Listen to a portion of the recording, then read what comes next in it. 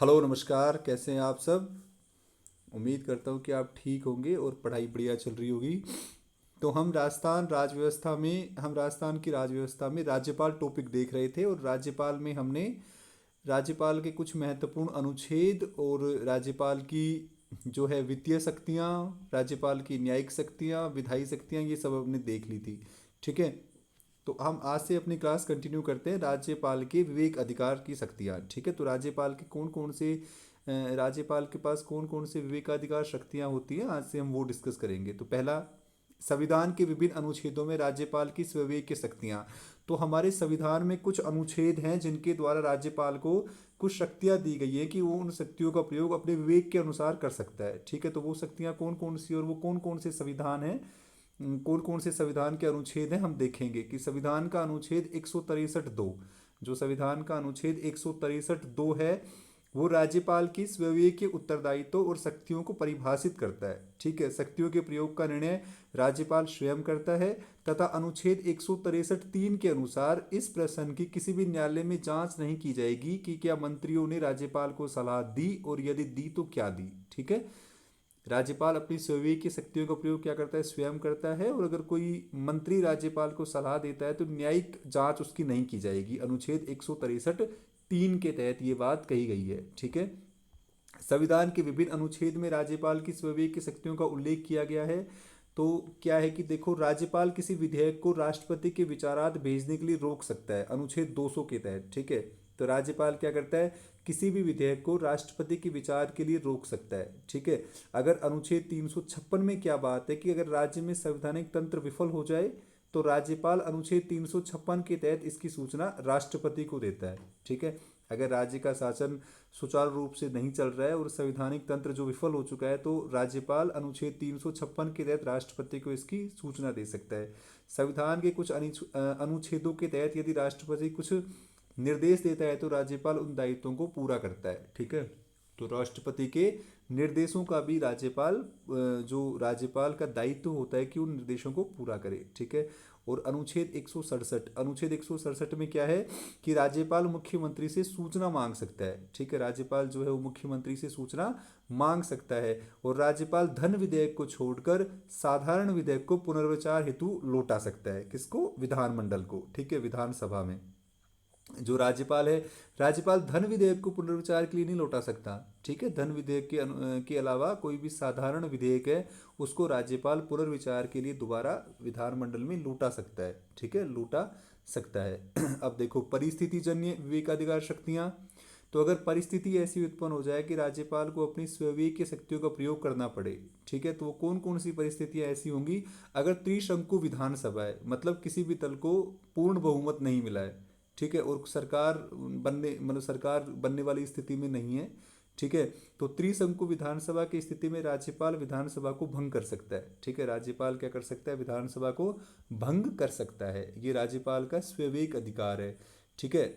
और किसी भी दल को स्पष्ट बहुमत ना मिलने पर किसी भी व्यक्ति को मुख्यमंत्री पद हेतु आमंत्रित कर सकता है। अगर चुनाव में किसी भी एक दल को अगर पूर्ण बहुमत नहीं मिला है, स्पष्ट बहुमत नहीं मिला है, तो राज्यपाल किसी भी व्यक्ति को मुख्यमंत्री बनने हेतु आमंत्रित कर सकता है। ठीक है, आमंत्रित कर सकता है, पर एक एक ये है कि भाई 6 महीने में उसको चुनाव जीतना पड़ेगा फिर। ठीक है। और मंत्रिमंडल द्वारा तैयार अभिभाषण जिसमें पूर्ववर्ती सरकार की आलोचना हो या उस वाक्यांश को अपने विवेक से पढ़ भी सकता है और पढ़ने नहीं पढ़ने का भी निर्णय ले सकता है। ठीक है। भाई कोई भी सरकार बनती है तब तो प्रथम सत्र में राज्यपाल सभा को संबोधित करता है। ठीक है। तो उसका भाषण कौन तैयार करता है, मंत्रिमंडल तैयार करता है। तो अगर मंत्रिमंडल ने उस अभिभाषण में अपने से पूर्ववर्ती सरकार की कोई आलोचना की है तो ये राज्यपाल का स्वयं विवेक है कि उसको पढ़ भी सकता है और पढ़ने से मना भी कर सकता है। ठीक है। और सरकार पर गंभीर आरोप या भ्रष्टाचार के आरोप लगने पर मुख्यमंत्री से इस्तीफा भी मांग सकता है। ठीक है। अगर सरकार के ऊपर कोई भ्रष्टाचार के आरोप है तो राज्यपाल मुख्यमंत्री से इस्तीफा मांग सकता है। ठीक है। तो ये राज्यपाल की क्या है, विवेकाधिकार शक्तियां हैं। ये राज्यपाल की विवेक अधिकार शक्तियां हैं। ठीक है। अब राज्यपाल की विवेकाधीन शक्तियों से संबंधित उच्चतम न्यायालय के महत्वपूर्ण निर्णय। ठीक है। भाई किसी भी चीज़ पर राज्यपाल ने अपनी स्वविवेक की शक्ति का प्रयोग करके कोई डिसीजन ले लिया, ठीक है, लेकिन सामने वाले व्यक्ति को पसंद नहीं आया तो हाई कोर्ट जाएगा। ठीक है। तो हाई कोर्ट ने कौन कौन से निर्णय दिए हैं, राज्यपाल ने अपनी जो विवेकाधीन शक्तियों का प्रयोग किया है, तो उसके विरोध में लोग जब उच्चतम न्यायालय गए, हाई कोर्ट गए, तो हाई कोर्ट ने कुछ निर्णय दिए हैं। ठीक है, हाई कोर्ट ने कुछ निर्णय दिए हैं, तो कौन कौन से महत्वपूर्ण निर्णय हैं?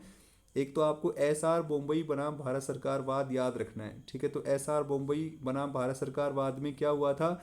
11 मार्च 1994 को दिया गया एक ऐतिहासिक निर्णय है जो राज्यों में सरकारें भंग करने की केंद्र सरकार की शक्ति को कम करता है। ठीक है, पहले ऐसा हुआ था कि 77 में या कई बार जब केंद्र में कोई और सरकार होती थी और राज्यों में अलग अलग सरकार होती थी, तो केंद्र सरकार राज्य सरकार को भंग कर देती थी और राष्ट्रपति शासन लगा देती थी।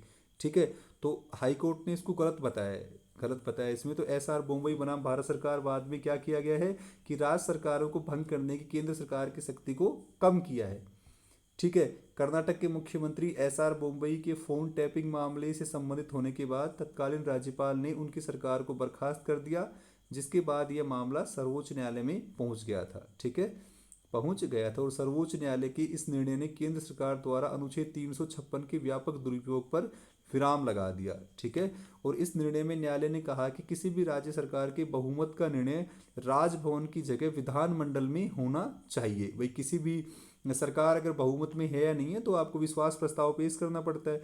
ठीक है, तो राज्यपाल निर्णय नहीं लेगा, विधानसभा में आप मतलब विश्वास प्रस्ताव लेके आते हैं और विधानमंडल में इसका फैसला होना चाहिए। ठीक है, राष्ट्रपति शासन लगाने से पहले राज्य सरकार को शक्ति परीक्षण का मौका देना चाहिए। ठीक है, राज्यपाल ये डिसीजन नहीं कर सकता कि भाई मुख्यमंत्री को बहुमत है या नहीं है। ठीक है, तो वो क्या है कि विधानमंडल में विश्वास प्रस्ताव मुख्यमंत्री को पेश करना पड़ता है। ठीक है, तो राष्ट्रपति शासन लगाने से पहले उन्हें अपने शक्ति परीक्षण का मौका देना चाहिए। ठीक है, एक केस था रामेश्वर प्रसाद बनाम भारत सरकार। तो इस केस में क्या था?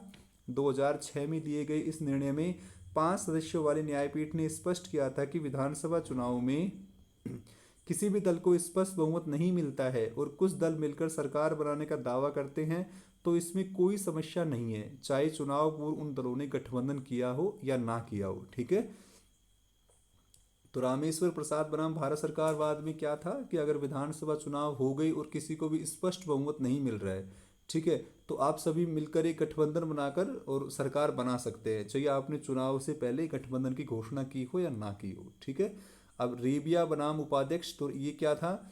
एक वाद था रेबिया बनाम उपाध्यक्ष, तो ये वर्ष 2016 में ये वाद था। तो इसमें उच्चतम न्यायालय ने निर्णय दिया था कि राज्यपाल के विवेक के प्रयोग से संबंधित अनुच्छेद 163 सीमित है और उसके द्वारा की जाने वाली कार्रवाई कोई मनमानी या काल्पनिक नहीं होनी चाहिए।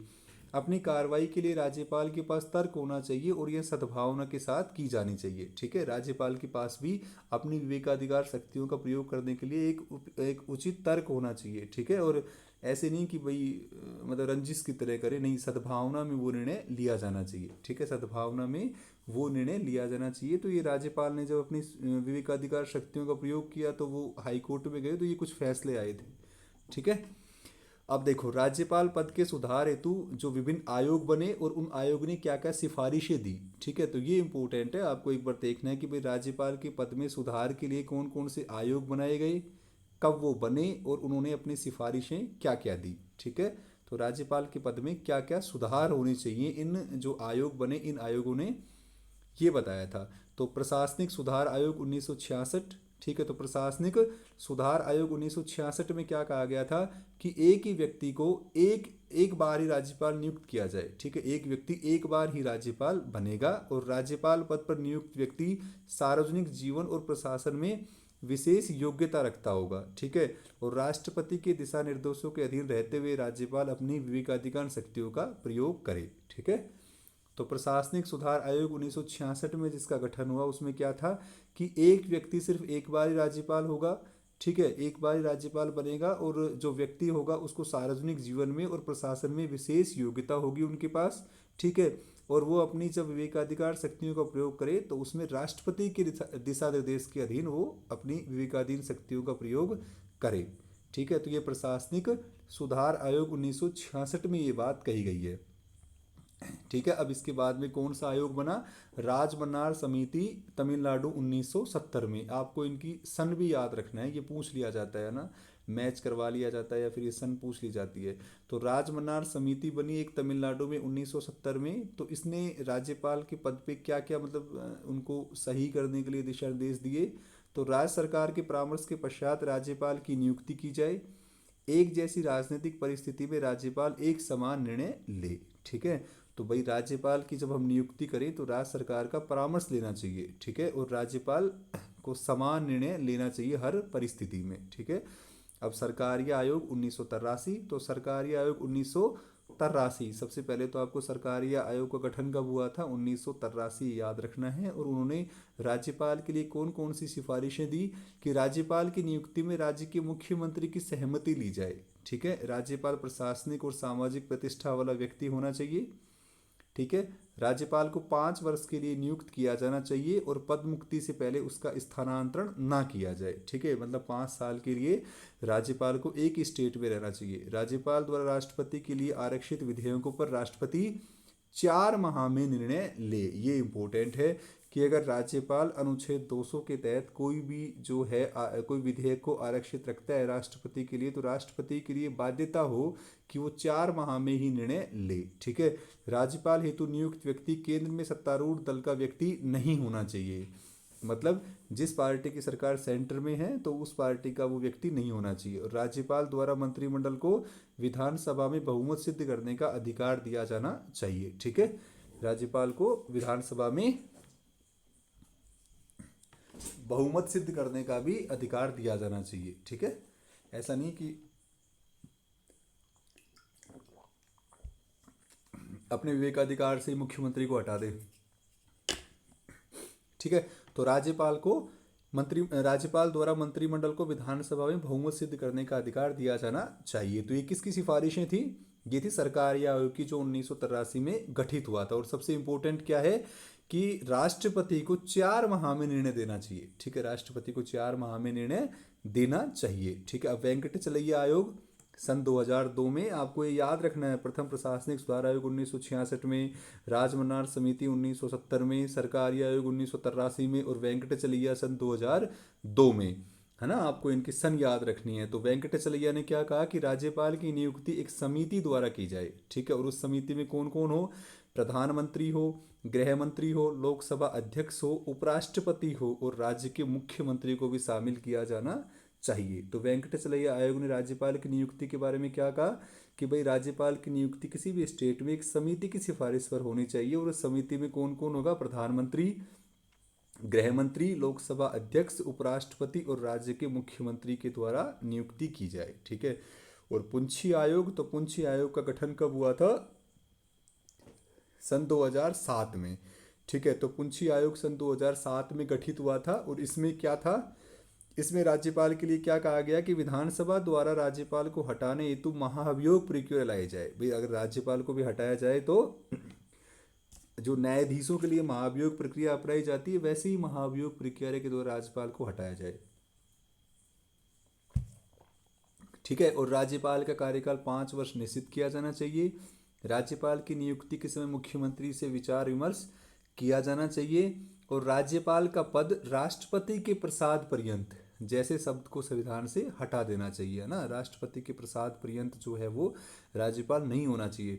और राज्यपाल को विश्वविद्यालयों का कुलाधिपति नियुक्त नहीं किया जाना चाहिए। ये किसने कहा था, ठीक है, ये किसने कहा था, पुंछी आयोग ने ये बात कही थी। और राज्यपाल द्वारा राष्ट्रपति के लिए आरक्षित विधेयक पर राष्ट्रपति 4 माह में निर्णय ले। ठीक है, राष्ट्रपति 4 माह में निर्णय ले। तो ये किसकी सिफारिशें थी, ये थी पुंछी आयोग की सिफारिशें थी जो 2007 में गठित हुआ था। तो क्या क्या सिफारिशें करी पुंछी आयोग ने, एक तो राज्यपाल को हटाने हेतु महाभियोग प्रक्रिया लाई जाए, 5 वर्ष का कार्यकाल हो, मुख्यमंत्री से विचार विमर्श किया जाए और राष्ट्रपति के प्रसाद पर्यंत जैसे शब्द को हटा देना चाहिए, विश्वविद्यालयों का कुलाधिपति नियुक्त नहीं किया जाना चाहिए। और जो राष्ट्रपति के लिए जो राज्यपाल विधेयक को आरक्षित करता है उस पर राष्ट्रपति को 4 माह में निर्णय देना चाहिए, उस पर राष्ट्रपति को 4 माह में निर्णय देना चाहिए। ठीक है, राष्ट्रपति को 4 माह में निर्णय देना चाहिए। अब इसके बाद देखो, इसके बाद हम कुछ महत्वपूर्ण अनुच्छेद देख लेते हैं राज्यपाल से संबंधित। ठीक है, इसके बाद हम कुछ महत्वपूर्ण अनुच्छेद देख लेते हैं। तो अनुच्छेद 160 में क्या कहा गया है, अनुच्छेद 160 में कहा गया है कि कुछ आकस्मिकताओं में राज्यपाल के कृत्यों का निर्वहन, अगर कुछ ऐसी इमरजेंसी कंडीशन आ जाए तो राज्यपाल के कार्यों का निर्वहन कैसे किया जाएगा। ठीक है, तो राष्ट्रपति ऐसी किसी आकस्मिकता में जो संविधान के अध्याय 2 में उपबंधित नहीं है, राज्य के राज्यपाल की कृत्यों के निर्वहन के लिए ऐसा उपबंध कर सकता है जो वह ठीक समझे। ठीक है, अगर कुछ इमरजेंसी कंडीशन आ गई कि राज्यपाल के कार्यों का निर्वहन करवाना है तो ये उपबंध कौन करेगा? राष्ट्रपति करेगा। राष्ट्रपति जैसा वो ठीक समझे वैसा व्यवस्था कर सकता है। अनुच्छेद 160 में ये बात कही गई है। ठीक है, अब राज्यपाल की क्षमादान शक्ति अनुच्छेद 161 में है। ठीक है, राज्यपाल की शपथ किस में है? 159 में। और राज्यपाल की क्षमादान की शक्ति अनुच्छेद 161 में है। अनुच्छेद 161 में राज्यपाल की क्षमादान शक्ति है। ठीक है, तो अनुच्छेद 161 क्या बोलता है? क्षमा आदि की और कुछ मामलों में दंडादेश के निलंबन, परिहार या लघुकरण की राज्यपाल की शक्ति। ठीक है, तो किसी राज्य के राज्यपाल को जिस विषय पर उस राज्य की कार्यपालिका शक्ति का विस्तार है। ठीक है, किसी विधि के विरुद्ध किसी अपराध के लिए सिद्ध दोष ठहराए गए व्यक्ति को क्षमा, उसका प्रविलंबन, विराम या परिहार अथवा दंडादेश के निलंबन, परिहार या लघुकरण की शक्ति होगी। ठीक है, तो ये सब राज्यपाल कर सकता है। ठीक है, ये सब राज्यपाल कर सकता है। लेकिन राज्यपाल क्या नहीं कर सकता? राज्यपाल की क्षमादान शक्ति राष्ट्रपति से किस प्रकार भिन्न है? एक तो सैन्य मामलों को राज्यपाल माफ नहीं कर सकता, क्षमा नहीं कर सकता, और दूसरा अगर किसी को मौत की सजा दी गई है तो उसको राज्यपाल क्षमा नहीं कर सकता। तो ये किसके जो अधिकार में आता है? ये राष्ट्रपति इनको क्षमा कर सकता है। ठीक है, तो ये राष्ट्रपति और राज्यपाल की क्षमादान में भिन्नता है।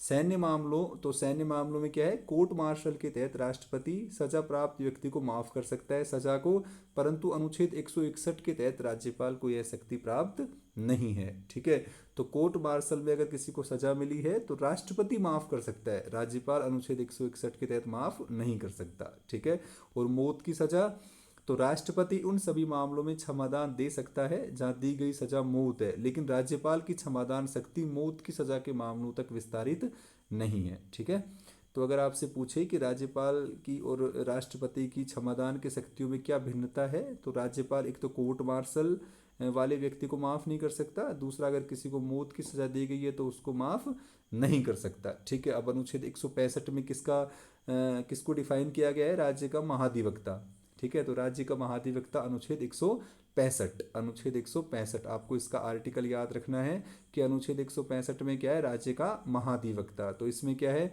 प्रत्येक राज्य का राज्यपाल किसी ऐसे व्यक्ति को जो उच्च न्यायालय का न्यायाधीश नियुक्त होने के लिए योग्य हो, उसका महाधिवक्ता नियुक्त कर सकता है। तो महाधिवक्ता की नियुक्ति कौन करता है? राज्यपाल करता है। कौन से अनुच्छेद के तहत? 165वें अनुच्छेद के तहत। ठीक है, और उसकी योग्यता क्या होनी चाहिए? उच्च न्यायालय का न्यायाधीश नियुक्त होने के लिए योग्य व्यक्ति को राज्यपाल जो है वो राज्य का महाधिवक्ता नियुक्त कर सकता है।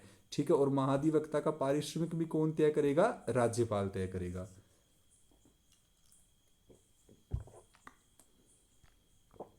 ठीक है, तो अनुच्छेद 165 में किसके बारे में कहा गया है? राज्य के महाधिवक्ता के बारे में। तो राज्य के महाधिवक्ता की नियुक्ति राज्यपाल करेगा। कैसे व्यक्ति को? जो उच्च न्यायालय का न्यायाधीश नियुक्त होने के लिए योग्य हो। ठीक है, ऐसे व्यक्ति को महाधिवक्ता नियुक्त करेगा, और उसका जो पारिश्रमिक और भत्ता है वो कौन निर्धारित करेगा? राज्यपाल ही निर्धारित करेगा। ठीक है, राज्यपाल ही निर्धारित करेगा, आपको याद रखना है। ठीक है, आपको याद रखना है। अब अनुच्छेद 166 देखो आप। अनुच्छेद 166 में है राज्य की सरकार के कार्य का संचालन। ठीक है, अनुच्छेद 166 में क्या है? राज्य की सरकार के कार्य का संचालन। तो अनुच्छेद 166(1) में क्या कहा गया है? किसी राज्य की सरकार की समस्त कार्यपालिका कार्यवाही राज्यपाल के नाम से ही कही जाएगी। ठीक है, तो अगर किसी राज्य की सरकार की समस्त कार्यपालिका कार्यवाही राज्यपाल के नाम से ही कही जाएगी। ठीक है, तो राज्य की समस्त कार्यपालिका किसके नाम से कही जाएगी? राज्यपाल के नाम से। अनुच्छेद 166(1) में ये बात है। अनुच्छेद 166(2) में क्या लिखा गया है? कि राज्यपाल के नाम से निकाले गए और निष्पादित आदेश और अन्य लिखितों को ऐसी रीति से अधिप्रमाणित किया जाएगा जैसे राज्यपाल द्वारा बनाए जाने वाले नियमों में निर्दिष्ट किया जाए, और इस प्रकार अधिप्रमाणित किसी आदेश या लिखित की वैधता इस आधार पर प्रश्नगत नहीं की जाएगी। ठीक है, तो कोई भी आदेश राज्यपाल द्वारा अधिप्रमाणित किया जाएगा और उसकी वैधता की जांच या प्रश्नगत उसको नहीं किया जाएगा। ठीक है, अनुच्छेद 166(3) क्या बोलता है? राज्यपाल राज्य सरकार के कार्य के अधिक सुविधाजनक ढंग से संचालन के लिए या उक्त कार्य के मंत्रियों के बीच आवंटन के लिए नियम बनाएगा। ठीक है, तो राज्य सरकार के कार्य के लिए और मंत्रियों के बीच कार्य की आवंटन के लिए नियम कौन बनाएगा? राज्यपाल बनाएगा, अनुच्छेद 166 3 के तहत।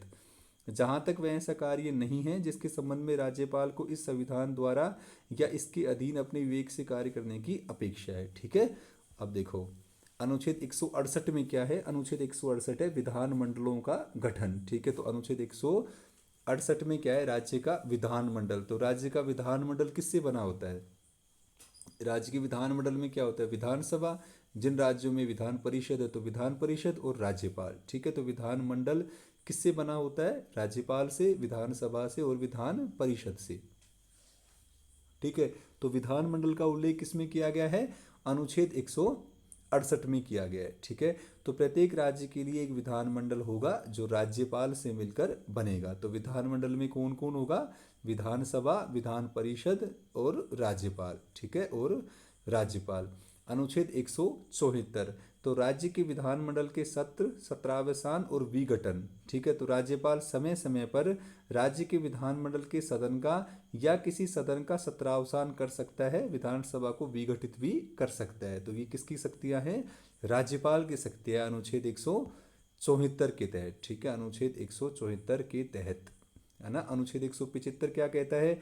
सदन या सदनों में अभिभाषण और सदन या सदनों में अभिभाषण का और उनको संदेश भेजने का राज्यपाल का अधिकार, है ना। तो राज्यपाल विधानसभा में या विधान परिषद वाले राज्य की दशा में उस राज्य के विधानमंडल के किसी भी सदन में एक साथ या किसी भी सदन में या फिर एक साथ संवेद दोनों सदनों में अभिभाषण कर सकता है और इस प्रयोजन के लिए सदस्यों की उपस्थिति की भी अपेक्षा कर सकता है। ठीक है, अब ये सबसे इम्पोर्टेंट है कि राज्यपाल का विशेष अभिभाषण कौन से अनुच्छेद में है? अनुच्छेद 176 में। ठीक है, राज्यपाल का जो विशेष अभिभाषण है उसका उल्लेख कौन से अनुच्छेद में किया गया है? अनुच्छेद 176। तो ये क्या बोलता है?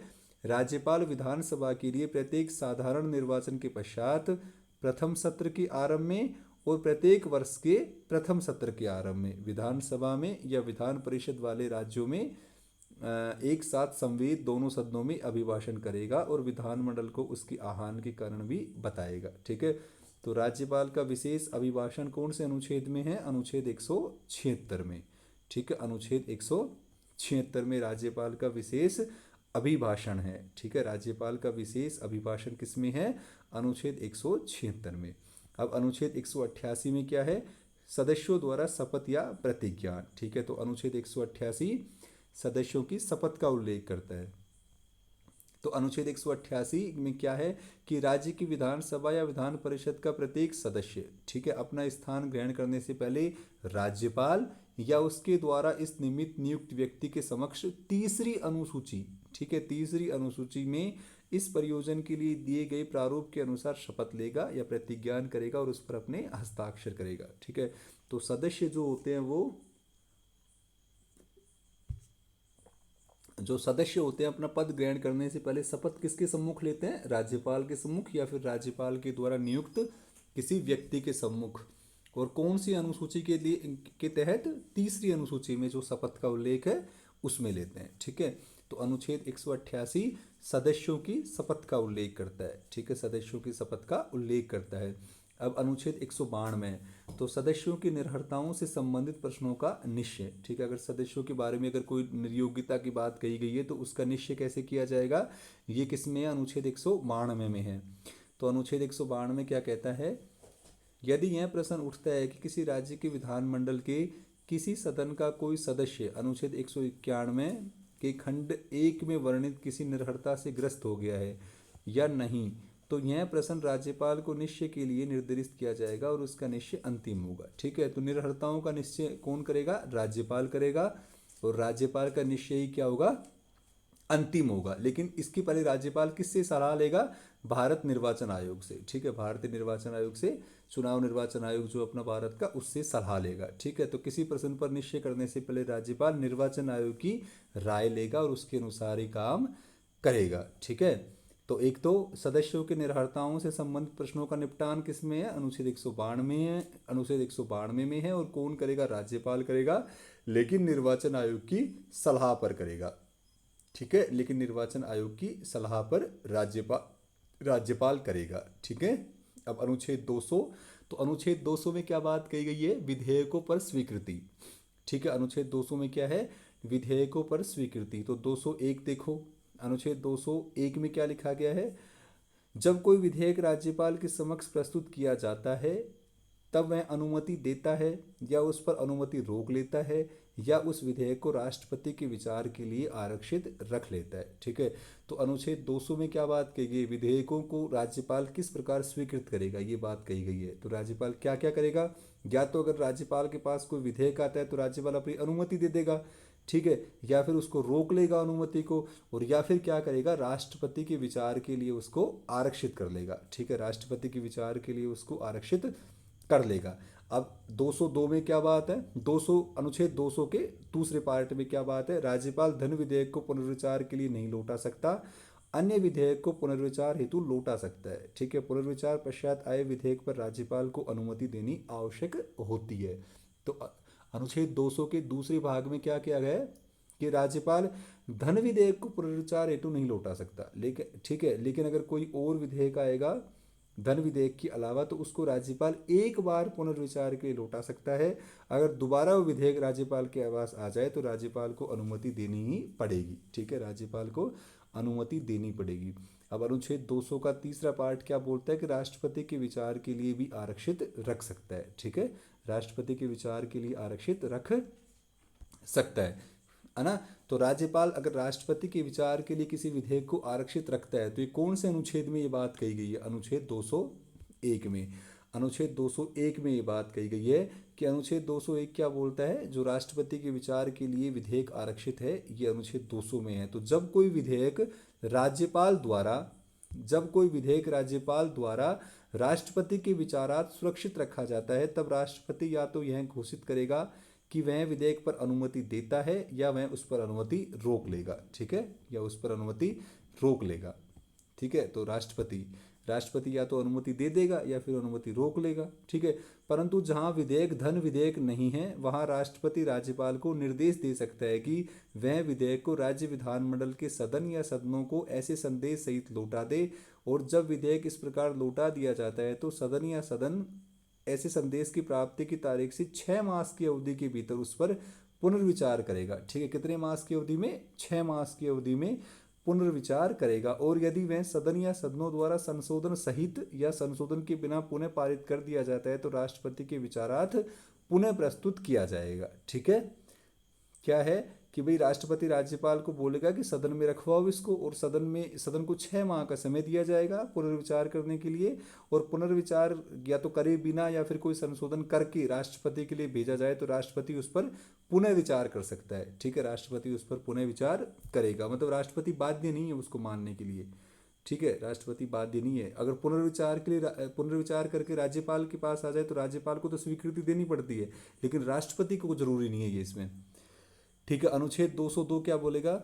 अनुच्छेद 202 वार्षिक वित्तीय विवरण। तो बजट, जिसको हम बजट बोलते हैं उसको बोलते हैं वार्षिक वित्तीय विवरण। संविधान में कहीं भी बजट शब्द का उपयोग नहीं किया गया है, बजट की जगह वार्षिक वित्तीय विवरण लिखा गया है। तो कौन से अनुच्छेद में? अनुच्छेद 202 में। ठीक है, अनुच्छेद 202 में। तो राज्यपाल प्रत्येक वित्तीय वर्ष के संबंध में राज्य विधानमंडल के सदन या सदनों के समक्ष उस वर्ष के लिए राज्य की अनुमानित प्राप्तियों और व्यय का विवरण, ठीक है, रखवाएगा, जिसे वार्षिक वित्तीय विवरण कहा गया है। तो बजट क्या होता है? एक वर्ष की अनुमानित प्राप्ति और व्यय का विवरण। तो कौन रखवाएगा सदन के सम्मुख? राज्यपाल रखवाएगा। कौन से अनुच्छेद के तहत? अनुच्छेद 202 के तहत। तो बजट को क्या बोलते हैं? वार्षिक वित्तीय विवरण। वार्षिक वित्तीय विवरण। ठीक है, वार्षिक वित्तीय विवरण। अब अनुच्छेद 203 में क्या प्रावधान है? तो विधानमंडल के प्राक्कलनों के संबंध में प्रक्रिया। तो किसी अनुदान की मांग राज्यपाल की सिफारिश से की जाएगी अथवा नहीं। ठीक है, अगर अनुदान की कोई मांग करनी है तो राज्यपाल की सिफारिश चाहिए उसके लिए, नहीं तो नहीं की जाएगी। ठीक है, अनुच्छेद 205। तो अनुच्छेद 205 में क्या है? अनुपूरक, अतिरिक्त या अधिक अनुदान। ठीक है, तो राज्यपाल यथास्थिति राज्य के विधानमंडल के सदन या सदनों के समक्ष उस व्यय की प्राकृत रकम को दर्शित करने वाला दूसरा विवरण रखवाएगा और राज्य की विधानसभा में ऐसे आधिक्य के लिए मांग प्रस्तुत करवाएगा। अगर ज़्यादा बजट चाहिए, अधिक अनुदान चाहिए तो राज्यपाल विधानमंडल के समक्ष रखवाएगा और उसकी जांच की जाएगी। ठीक है, अनुच्छेद 205 में ये बात कही गई है ना।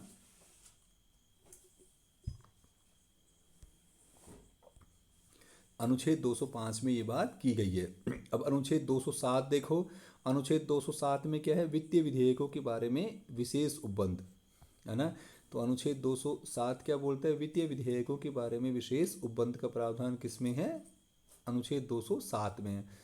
तो अनुच्छेद 199 के खंड 1 के उपखंड क के उपखंड च में निर्दिष्ट किसी विषय के लिए उपबंध करने वाला विधेयक या संशोधन राज्यपाल की सिफारिश से ही प्रस्तावित किया जाएगा, अन्यथा नहीं। और पैसा उपबंध करने वाला विधेयक विधान परिषद में पुनः स्थापित नहीं किया जाएगा। ठीक है, तो ये वैसे ही है, इनको छोड़। राज्यपाल की विशेष प्रक्रिया के नियम क्या है, राज्यपाल विधान परिषद वाले राज्य में विधानसभा के अध्यक्ष और विधान परिषद के सभापति से परामर्श करने के पश्चात दोनों सदनों में परस्पर संचार से संबंधित प्रक्रिया के नियम बना सकता है। ठीक है, तो प्रक्रिया के नियम कौन बना सकता है, राज्यपाल अनुच्छेद 208 के तहत बना सकता है। ठीक है, अनुच्छेद 208 के तहत बना सकता है। ठीक है, तो चलो आज के लिए हम इस क्लास को यहीं ख़त्म करते हैं। ठीक है, नेक्स्ट हम कल पढ़ेंगे। ठीक है, और मोस्ट प्रोबेबली हम कल राज्यपाल टॉपिक को ख़त्म कर देंगे। उम्मीद करता हूँ कि आपको क्लास पसंद आ रही होगी। अगर पसंद आए तो प्लीज़ कमेंट एंड सब्सक्राइब। ठीक है, जय हिंद, जय भारत।